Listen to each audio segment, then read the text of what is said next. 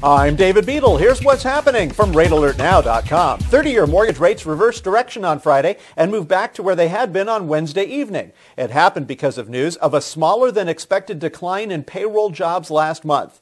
The idea is that if they only went down by 36,000 during a snowy February in the heavily populated eastern half of the country, they would have zoomed higher if the groundhog had predicted the immediate end of winter. Unfortunately, he did not do so.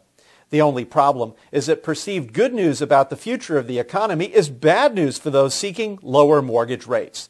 The national average 30-year fixed-rate mortgage is now at 4.75% with 2 1/8 points, up 1/4 of a point from Thursday, for an extra cost of $250 on a $100,000 loan.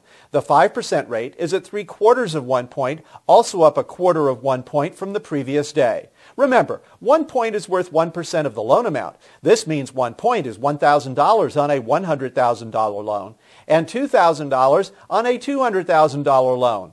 When it comes to a 2-point loan, that represents 2% of the loan amount. This means 2 points is $2,000 on a $100,000 loan and $4,000 on a $200,000 loan. The national average 15-year fixed-rate mortgage was up 1/8 of a point, with the 4.25% rate now at 1 1/8 points.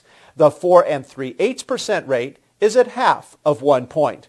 In order for you to know when to lock your floating fixed-rate mortgage, you have to have an early warning system with immediate news on changes in current rates and points before they occur throughout every business day. That's where my Rate Alert Now service becomes essential to your rate lock strategy. I'll tell you via regular email and or mobile text messaging when current rates are about to go up. And if you act quickly, you may be able to reach your local mortgage originator by phone to lock your rate before the mortgage company becomes aware of what's going on and changes its rates. The cost of my service? Less than $1 a day. The national unemployment rate held steady at 9.7% last month when most analysts had expected an increase. On Friday of next week, we will see the February retail sales report, which is expected to show a smaller rise than the one in January, due in part to the end of gift card season.